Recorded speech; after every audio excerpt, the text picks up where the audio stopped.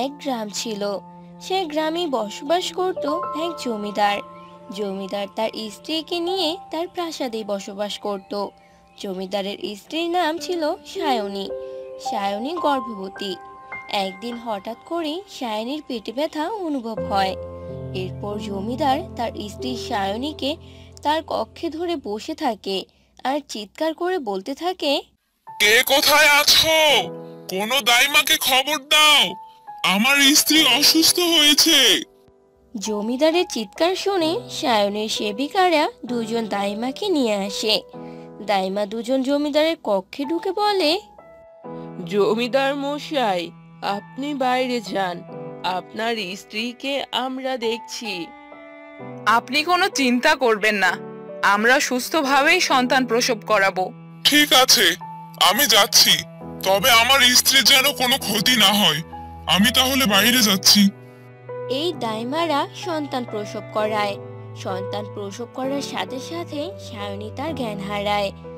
তবে জ্ঞান হারানোর আগে সায়নী দুটি সন্তানের কান্না শুনে জ্ঞান হারায়। এইদিকে দুই দাইমার হাতে দুটি ফুটফুটে যমজ সন্তান। দেখেছিস রে, কত সুন্দর যমজ বাচ্চা। আমার বৌদির কোনো সন্তান নেই, যদি এখান থেকে একটি সন্তান আমার বৌদিকে নিয়ে গিয়ে দেই তাহলে কেমন হবে? দারুণ বলেছিস। কয়টা বাচ্চা হয়েছে কেউ তো দেখেনি, তাহলে একটা বাচ্চা চুরি করলেও কেউ টের পাবে না। তবে চুরি করব কি করে? দাঁড়া, এটা তো জমিদারের ঘর, অবশ্যই কোনো গোপন পথ আছে। এরপর দুই দাইমাই জমিদারের ঘরের এদিক সেদিক তাকিয়ে গোপন রাস্তা খুঁজে। পেয়েছি, পেয়েছি। কোথায় কোথায়? তোর পেছনে দেখ। আমি তাহলে আমার হাতের বাচ্চাটাকে রেখে আসছি, তারপর দরজা খুলে জমিদারকে অন্য বাচ্চাটা দিয়ে দেব। এই বলে একটা বাচ্চা চুরি করে রেখে আসে। তারপর দরজা খুলে জমিদারকে দুই দাইমা বলে, এই নিন জমিদার মশাই, আপনার সন্তান। ভগবান, তোমাকে অনেক ধন্যবাদ আমার ঘরে এত ফুটফুটে সন্তান দেওয়ার জন্য। দাও দাও, আমার বাচ্চাকে আমার কোলে দাও। জমিদার তার সন্তানকে কোলে নিয়ে বলে, সায়নী কেমন আছে? চলো তো ভেতরে। এ কি, সায়নের কি হয়েছে? কিছু হয়নি। ওনার চোখে পানি দিলে উনি জেগে উঠবে। তাড়াতাড়ি তাহলে ওর চোখে পানি দাও। এরপর এক দাইমা সায়নীর চোখে পানি দেয়। আমার বাচ্চারা কোথায়? বাচ্চারা মানে? হ্যাঁ, তোমার কোলে আমার একটা বাচ্চা, আরেকজন কই? সায়নীর কথা শুনে দাইমারা ভয় পেয়ে যায়। তুমি কি বলছো? আমাদের তো একটা সন্তান হয়েছে। একটা সন্তান মানে? আমি নিজেই আমার দুই সন্তানের কান্না শুনেছি। আপনি ভুল শুনেছেন। হ্যাঁ, আপনি ভুল শুনেছেন। আপনার তো একটাই সন্তান হয়েছে। আমি স্পষ্ট শুনেছি। ওগো, ওরা মিথ্যে বলছে। আমার স্ত্রী কখনো মিথ্যা কথা বলে না। আমার বাচ্চা কোথায় বলো? আমি আমি কিছু জানি না জমিদার মশাই। সত্যি কথা না বললে শুলে চড়াবো। জমিদার মশাই, আমাকে ছেড়ে দিন, আমি কিছু করিনি। ও আপনার বাচ্চাকে নিয়ে ওর বৌদিকে দিয়ে এসেছে, আপনার ঘরের গোপন দরজা দিয়ে গিয়েছিল। দয়া করে আমায় ক্ষমা করুন জমিদার মশাই। প্রহরী, প্রহরী, এদের কারাগারে বন্দি করো। আমার বাচ্চাকে চুরি করেছে, এত বড় সাহস! আর দুজন গিয়ে আমার বাচ্চাকে ওই দাইমার বৌদির কাছ থেকে নিয়ে এসে এক্ষুনি। এরপর দুজন প্রহরী দাইমাদের বন্দি করে। আর দুজন প্রহরী জমিদারের বাচ্চাকে নিয়ে এসে জমিদারের কাছে দেয়। এরপর জমিদার তার সন্তানদের নিয়ে তার স্ত্রী সায়নীর সাথে আবারও সুখে দিন কাটাতে শুরু করে।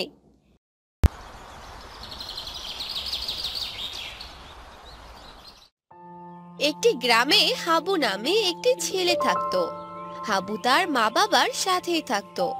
হাবু পড়াশোনায় অনেক ভালো ছিল, ক্লাসে সবসময় ফার্স্ট হতো। একদিন সকালবেলা বাবা চলো, আমাকে স্কুলে দিয়ে আসবে। কেন রে, তোর বন্ধুরা আবার কি হলো? সে কি স্কুলে যাবে না? না বাবা, ও খুব অসুস্থ, তাই ও আজ স্কুলে যাবে না। আর আমার একা একা যেতেও ভালো লাগছে না। চলো না বাবা। হ্যাঁ, যাচ্ছি, চল। তারপর হাবু ও তার বাবা বেরিয়ে পড়ে আর রাস্তায় হাঁটতে থাকে। তখন হাবুর বাবা বলে, কি রে, আজ তো কোনো গাড়ি দেখতে পাচ্ছি না। মনে হচ্ছে হেঁটেই যেতে হবে। চল, হেঁটেই যাই। আচ্ছা বাবা, চলো। সেই সময় সেই রাস্তা দিয়ে অনেক ছেলে সাইকেল নিয়ে স্কুলে যাচ্ছিল। হাবু তখন তাদেরকে দেখলো আর বলল, দেখো বাবা, সবাই সাইকেল নিয়ে স্কুলে যাচ্ছে। তুমিও তো আমাকে একটা সাইকেল কিনে দিতে পারো। না না, রাস্তাঘাটের অবস্থা একদম ভালো না। তোকে এখন সাইকেল কিনে দেওয়া যাবে না। রাস্তা তো ঠিকই আছে বাবা, তুমি দাও না আমাকে একটা সাইকেল কিনে। আচ্ছা, সেটা না হয় পরে দেখা যাবে, এখন চল।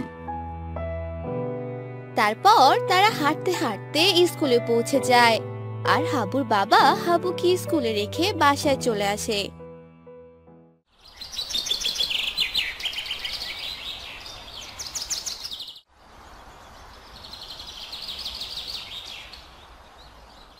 একদিন হাবু আর হাবুর বন্ধু শিপু হেঁটে হেঁটে স্কুলে যাচ্ছিল। তখনই হে হে হে, দেখ দেখ, ওই হাবু হেঁটে হেঁটে স্কুলে আসছে, তার একটা সাইকেলও নেই। হে হে হে হে। হাবু দেখ, বাদল তোকে নিয়ে কি সব বলছে।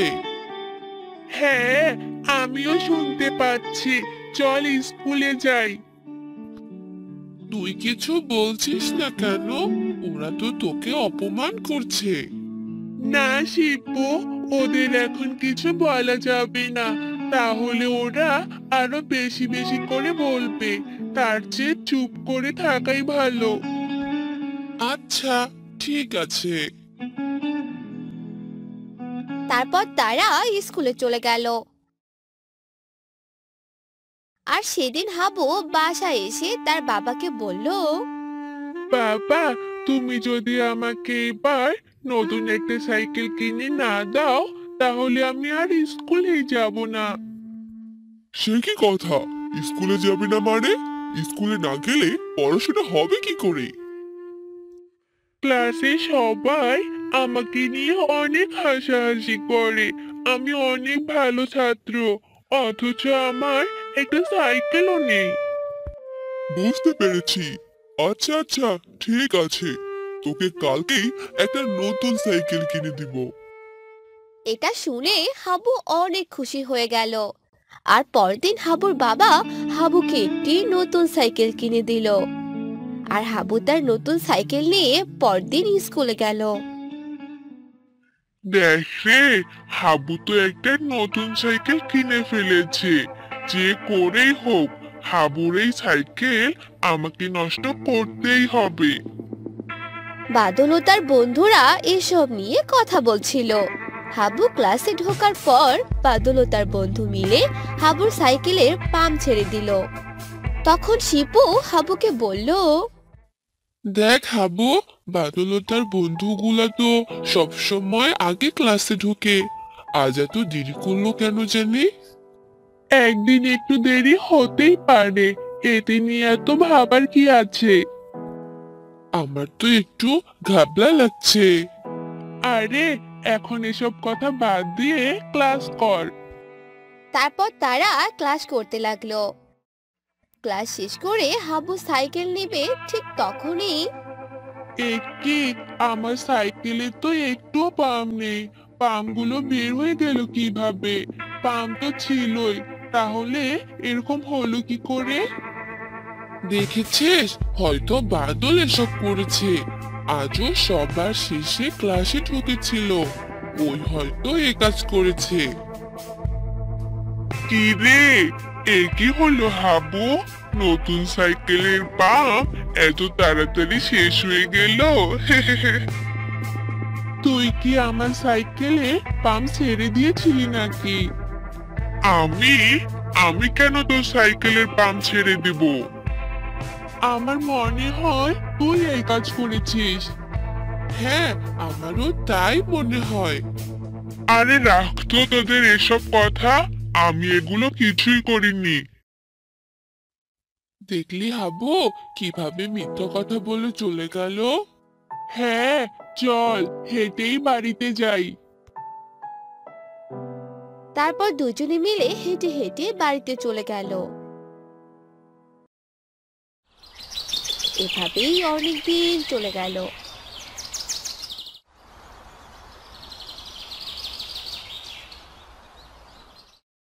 একদিন বিকেল বেলা শিপু হাবুর বাড়িতে এলো। হাবু, কি রে হাবু? হ্যাঁ বল, কি হয়েছে? চল আজ তোর সাইকেলে করে ঘুরে আসি। আচ্ছা চল। তারপর দুজনে মিলে সাইকেলে করে ঘুরতে লাগলো। তখনই তারা বাদলকে দেখতে পেল। সে অনেক দ্রুত সাইকেল চালাচ্ছিল আর হাবু আস্তে আস্তে সাইকেল চালিয়ে যাচ্ছিল। তখন বাদল হাবুকে বলল, কি আস্তে আস্তে সাইকেল চালাচ্ছে, সাইকেল চালাতে পারেই না। দেখ আমি কত দ্রুত চালাই, আমার মতো পারবি নাকি? না বাদল, তোর মতো এত দ্রুত সাইকেল চালানোর কোনো ইচ্ছেই নেই আমার। তুই তো পারিস না, তাহলে কিভাবে চালাবি? দেখ হাবু, বাদল তোকে অপমান করছে।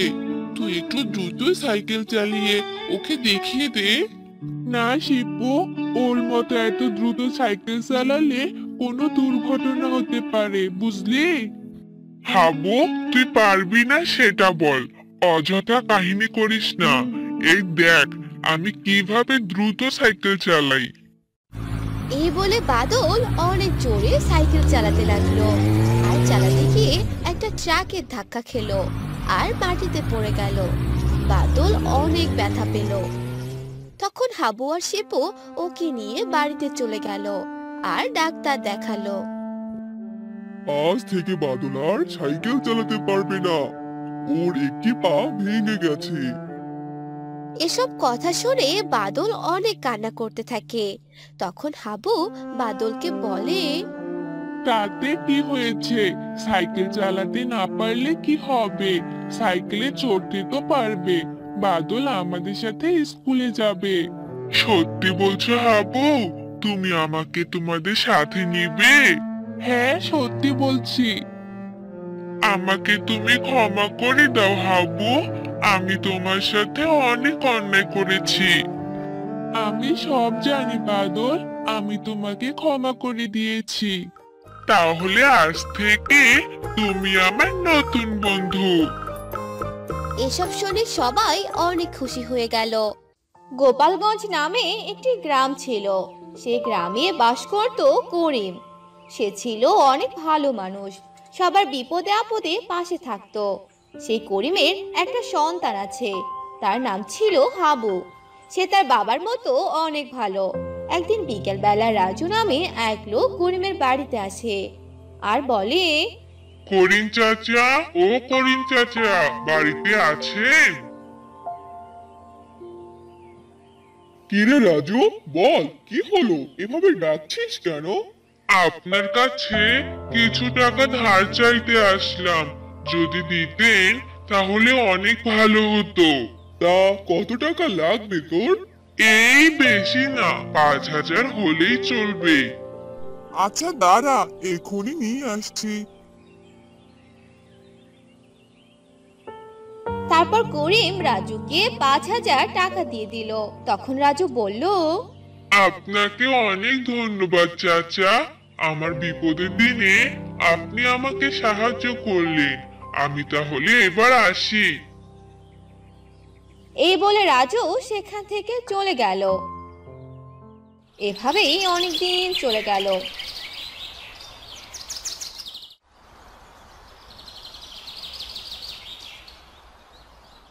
গ্রামের সবাই তাদের জমিতে অনেক ফসল চাষ করত।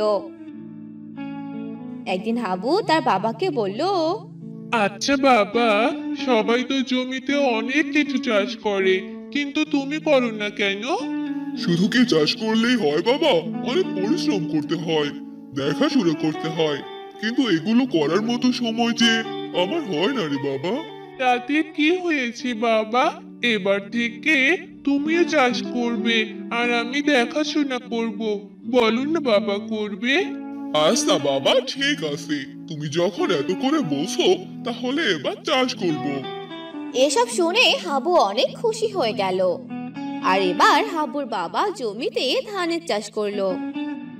বাবা, তুমি দেখো, এবার আমাদের অনেকগুলো ধান হবে। আমিও অনেক যত্ন করব। আচ্ছা ঠিক আছে, তাই দেখা যাবে। এভাবেই অনেক দিন চলে গেল।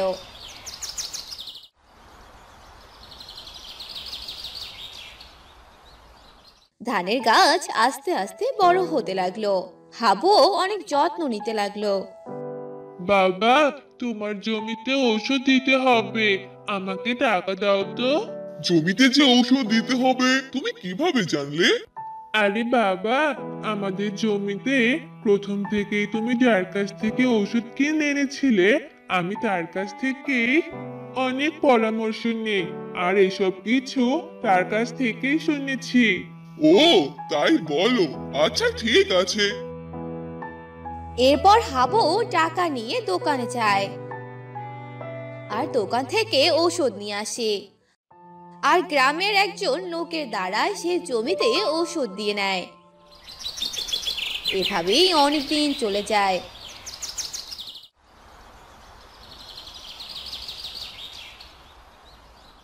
আরে বাহ, গাছগুলোতে তো ধান ধরেছে, আর এগুলো যদি পেকে যায় তাহলে তো অনেক ভালো হবে, আর বাবাও অনেক খুশি হবে।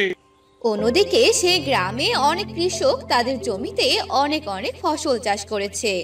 তাদের সবার জমিতে ফসল অনেক ভালো হয়েছে। কিন্তু সেই গ্রামেই ঘটলো এক কালময় ঘটনা। গ্রামে এক দৈত্যের আবির্ভাব ঘটলো, কিন্তু এটা কেউ জানতো না। অন্যদিকে হাবু তার বাবাকে বলল, বাবা জানো, আমাদের জমিতে এবার অনেক ধান হয়েছে, আর পাকলে সব ধান নিয়ে আসবো। তাই নাকি রে বাবা? তাহলে তো অনেক ভালো। এভাবেই অনেক দিন চলে গেল। ধান পেকে গেল, কিন্তু একদিন ঘটলো এক ঘটনা। সেই দৈত্য গ্রামের সকল ধান খেয়ে ফেললো, আর সেগুলো খেয়ে সেখানেই হাওয়া হয়ে গেল। পরদিন সকালবেলা বাবা চলো, ধানগুলো হয়তো পেকে গেছে, সেগুলো দেখে আসি। আচ্ছা বাবা চল। এই বলে হাবু ও তার বাবা সেখান থেকে চলে গেল তাদের জমিতে। আর গিয়ে যা দেখলো তা দেখে তারা মাথায় হাত দিল। এসব আমি কি দেখছি বাবা? জমিতে তো কোনো ধান নেই। তাই তো দেখছি বাবা, কিন্তু বাবা, ধানগুলো কোথায় গেল? বাবা বাবা, দেখো, শুধু আমাদের কেন, কারো জমিতেই কোনো ফসল নেই। এ কি সর্বনাশ! এসব আমি কি দেখছি? তখনই সেখানে রাজু চলে এলো, আর তার জমিতে কোনো ফসল নেই। হায় হায়, এসব আমি কি দেখছি? আমার জমির ফসলগুলো কোথায় গেল? কি ব্যাপার করিম চাচা, কি হলো এসব? আমি কি দেখছি? এসব তো আমিও দেখছি রাজু, শুধু তোমার কেন, আমারও জমিতে কোনো ফসল নেই। এই প্রথমবার আমি আমার জমিতে কিছু চাষ করেছি। কিন্তু চাচা দেখেন, শুধু আপনার নয়, প্রতিটা জমিতেই কোনো ফসল নেই, কিন্তু এগুলো কেমনে হলো? আমিও কিছুই বুঝতে পারছি না। এভাবেই তারা বাড়িতে চলে গেল। আর অনেক দিন চলে গেল। গ্রামের সবাই ফসল উঠাতে না পেরে অনেক সমস্যায় পড়ে গেল। তাই তারা আবারও চাষাবাদ করলো। আগের বারের মতো এবারও ঘটলো সেই ঘটনা। সেই দৈত্য আবারও হাজির হলো। এবার সেই দৈত্যকে হাবু দেখতে পেল আর বলল, তাহলে এই ব্যাপার, এই দৈত্য এসে আমাদের এই ফসলগুলো খেয়ে যায়, একে তো একটা শাস্তি দিতেই হবে।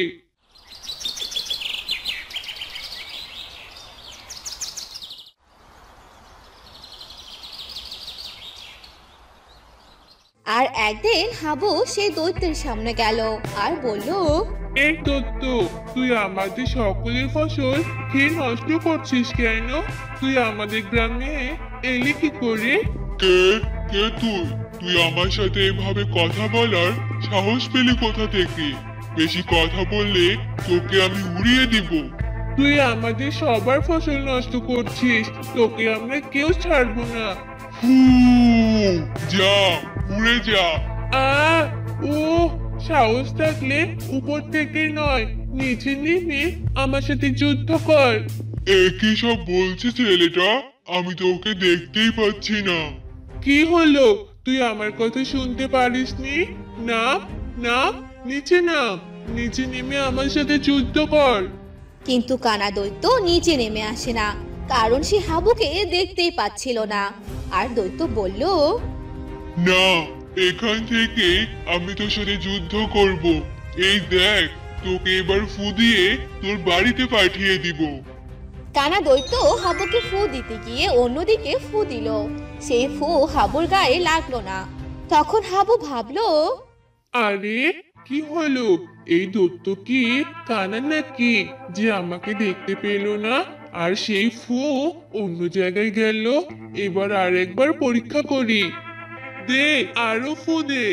দৈত্য ফু দিল, কিন্তু সেই ফু অন্য জায়গায় গেল। তখন হাবু বুঝতে পারলো এই দৈত্য কানা। তখন হাবু বলল, তাহলে এই দত্তকে এই গ্রাম থেকে তাড়ানো আমার পক্ষে একদম সোজা হয়ে গেল। এই বলে হাবু তাড়াতাড়ি বাড়িতে চলে গেল আর একটা পাইপ আনলো। সেটার ভিতরে চুনের পানি দেয়া ছিল। তখন হাবু সেটা দৈত্যের শরীরে ছিটিয়ে দিল আর দৈত্য জোরে জোরে চেঁচাতে লাগলো। এটা কি হলো? আমার শরীরে এগুলো কি পড়লো? আমার পুরো শরীর তো জ্বলছে। দৈত্যের এমন চেঁচামেচিতে সেখানে অনেকেই জড়ো হয়ে যায় আর সবাই বলতে থাকে, আরে কি হলো হাবু, কে চেঁচাচ্ছে এভাবে? বাবা, উপরে একবার তাকাও। আরে এটা তো একটা দৈত্য, এখানে কেন? তখন হাবু সব কথা বলে দিল। এসব শুনে হাবুর বাবা ও গ্রামবাসী অবাক হয়ে গেল। আর তখন সবাই সেই দৈত্যর গায়ে চুন ছিটিয়ে দিল আর দৈত্য পুড়ে যেতে লাগলো। এটা হতে পারে না, আমি আবার আসবো, আবার আসবো। এই চল চল, স্কুলের সময় শুরু হয়ে গেছে, তাড়াতাড়ি চল, দেরি হয়ে গেলে স্যার তো বকা দিবে রে। হাবু, আমার তো বেশি ভয় লাগছে রে, কারণ আমার তো কোনো পড়া হয়নি। আমি বরং বাড়িতেই ফিরে যাই, স্যারকে বলবো আমি অসুস্থ। এমনিতেই তোর পড়া হয়নি, আবার মিথ্যে কথা বলবি তাই না? বেশি কথা না বলে চল তাড়াতাড়ি। কিরে হাবু শিপু, তোদের স্কুলে আসতে এত দেরি হলো কেন রে? তোরা কি জানিস না ক্লাসের সময়সূচি? জি স্যার, জানি। আমরা আজকে আসার কোনো গাড়ি পাইনি স্যার, এজন্য আসতে অনেক দেরি হয়ে গেল। ঠিক আছে, যার যার ছিটে গিয়ে বস তোরা। তারপর হাবু আর শিপু তাদের সিটে গিয়ে বসে পড়লো। আর তখনই স্যার শিপুকে পড়া ধরলো আর শিপু মনে মনে বলল, আমি জানতাম এই স্যারটা আমাকেই পড়া ধরবে, মানে আর কাউকে মনে হয় খুঁজে পায় না। এসে একটু শান্তি করে বসবো, সেটাও আর হলো না। কিরে, তোকে কি বললাম শুনতে পাসনি? নাকি আজকেও তোর পড়া হয়নি? ও, বুঝেছি। আচ্ছা ঠিক আছে, আজকের জন্য তোকে ক্ষমা করে দিলাম। যাক বাবা, বাঁচা গেল। আজ সূর্যটা যে কোন দিকে উঠেছে, স্যারটা অনেক ভালো, কাল থেকে ভালো করে পড়ে আসবো। এভাবেই হাবু আর শিপু তাদের ক্লাস করতে লাগলো। ক্লাস শেষ করে তারা বাড়িতে যেতে লাগলো। তখনই তারা জঙ্গলের পাশ দিয়ে একটা চিকন রাস্তা দেখতে পেল। তখন হাবু বলল, কি রে শিপু, এই রাস্তা দিয়ে আবার কোথায় যেতে হয় রে? আগে তো এখানে কোনো রাস্তা দেখিনি। চল তো, আজকে এই রাস্তা দিয়ে বাড়িতে যাব। আরে কি বলছিস এসব? আমরা তো এই রাস্তা চিনি না, জানিও না। এই রাস্তাটা কোথায় গেছে? যদি আমরা হারিয়ে যাই তাহলে কি হবে বল? তুই কি পাগল হয়ে গেলি নাকি রে? এক রাস্তা না পেলে অন্য রাস্তা ঠিকই পেয়ে যাব। কথা না বাড়িয়ে চল তাড়াতাড়ি যাই এবার। তখনই সেই রাস্তা থেকে এক বৃদ্ধ লোকের কান্নার আওয়াজ ভেসে আসে, আর সেই কান্নার আওয়াজ শিপু ও হাবু দুজনেই শুনতে পায়। তুই কি কারো কান্নার আওয়াজ শুনতে পাচ্ছিস? হ্যাঁ, শুনতে পাচ্ছি। তাহলে চল সামনে গিয়ে দেখি কে এভাবে কান্না করছে। আমার অনেক ভয় করছে রে। যদি কোনো ভূত হয় তখন তো আমাদের খেয়ে ফেলবে। ধুর, কি বলছিস এসব? চল তো এবার। তারপর তারা সেই রাস্তা দিয়ে সামনে যেতে থাকে, আর তারা এক বৃদ্ধ লোককে দেখতে পায়। তখন হাবু সেই লোকটিকে জিজ্ঞেস করে, কি ব্যাপার দাদু? কি হয়েছে আপনার? এখানে বসে এভাবে কান্না করছেন কেন? আমার এক ছোট নাতনি ছিল বাবা, সে আমার সাথেই ছিল, আর তাকে এক রাক্ষস তুলে নিয়ে গেছে। তোমরা আমার নাতনিকে বাঁচাও, ছাড়া যে আমার কেউ নেই। আচ্ছা দাদু, আপনি কোনো চিন্তা করবেন না। আমরা আপনার নাতনিকে রাক্ষসের হাত থেকে বাঁচিয়ে নিয়ে আসবো। চল শিপু। এসব তুই কি বলছিস? ওখানে যাবি মানে ওই রাক্ষস তো আমাদেরকেও মেরে ফেলবে। তুই এত ভয় পাস কেন বলতো? একজন বিপদে পড়েছে আর তুই কি না এসব বলছিস? চল তো এবার। তারপর হাবু আর শিপু সেই রাস্তা দিয়ে যেতে থাকে, আর তারা যাওয়ার পর সেই বুড়ো লোক এক রাক্ষসে পরিণত হয় আর জোরে জোরে হাসতে থাকে। ছেলে দুটোকে অনেক বোকা বানালাম। অনেক দিন থেকে ভালো মন্দ খাওয়া হয় না, আজকে মন ভরে দুটো ছেলেকে খাওয়া যাবে। এবার এই রাস্তাটা বন্ধ করে দেই। তারপর সেই রাক্ষসটি সেই সবগুলো রাস্তা বন্ধ করে দিল, আর অন্যদিকে হাবু আর শিপু হাঁটতে হাঁটতে একটা ফাঁকা জায়গায় পৌঁছে গেল, আর তারা চারিদিকটা ভালো করে দেখলো। আরে, আমরা এটা কোথায় এলাম? এর চারিদিকে তো বন্ধ। আর দেখাবো, আমরা যে পথ দিয়ে এসেছিলাম সেটাও তো খুঁজে পাচ্ছি না। সেটাই তো দেখতে পাচ্ছি। চল চারিদিকটা ঘুরে দেখি কি হয়েছে এখানে। তারপর তারা সেই দিকে ঘুরতে থাকে। অন্যদিকে হাবুর মা হাবুর জন্য অনেক চিন্তা করতে থাকে আর বলে, আরে আমার ছেলেটা কোথায় গেল? স্কুল থেকে আসতে তো আর এত সময় লাগে না। কি যে হলো, সামনে গিয়ে একটু দেখে আসি তো। এসব বলে হাবুর মা বাহিরে বের হয়ে গেল আর হাবুকে খুঁজতে লাগলো। খুঁজতে খুঁজতে শিপুদের বাড়িতে গেল আর বলল, ভাবি, শিপু কি বাড়িতে আছে? না ভাবি, শিপুও বাড়িতে আসেনি। ও তো হাবুর সাথে স্কুলে গেছে, কিন্তু আজ অনেক দেরি হয়ে গেল, এখনো আসছে না। হাবু তো এখনো বাড়িতে এলো না, কি যে করব কিছু বুঝতে পারছি না। এসব ভেবে তারা অনেক চিন্তা করতে থাকে। অন্যদিকে হাবুরা কি করবে কিছুই বুঝতে পারলো না, আর তখনই সেখানে সেই রাক্ষসটি হাজির হলো। তোরা এখন আমার দখলে, আর তোরা এখন এখান থেকে বের হতে পারবি না। শয়তান রাক্ষস, তুই আমাদের এখানে এনেছিস কেন? আমি এক বৃদ্ধ লোক সাথে তোকে এখানে নিয়ে এসেছি। এবার তোদের আমি খেয়ে ফেলবো।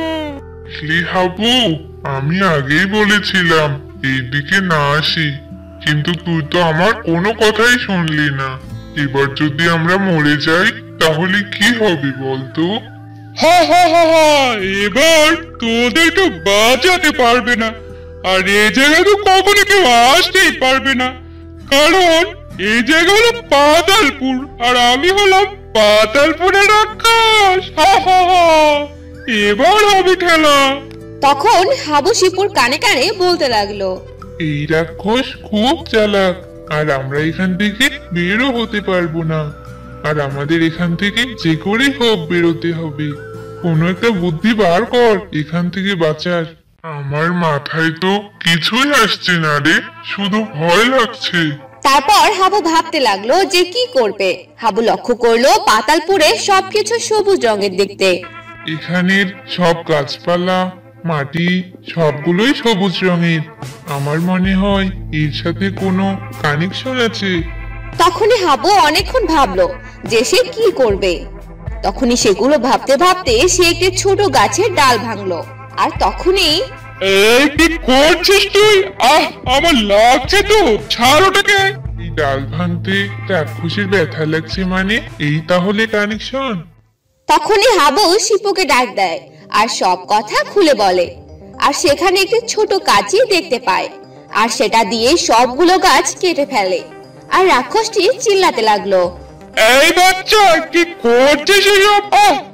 ছাড় এগুলো। সবগুলো গাছ কেটে ফেলাতে সে রাক্ষস মারা গেল। অন্যদিকে সেখানকার সব গাছ হাওয়া হয়ে গেল, আর সেই গাছগুলো থেকে ছোট ছোট বাচ্চা বেরিয়ে এলো। তার মানে এই রাক্ষস এদের নিয়ে এসেছিল, আর এই সবকিছু ধ্বংস হওয়ার কারণে সবাই মুক্তি পেল। সেখানে থাকা সব বাচ্চাগুলো হাবু ও শিপুকে ধন্যবাদ দিল, আর সবাই একসাথে বাড়িতে পৌঁছে গেল। আর সেই পাতালপুরের রাক্ষস থেকে সবাই মুক্তি পেল, আর জায়গা অনেক সুন্দর হয়ে গেল।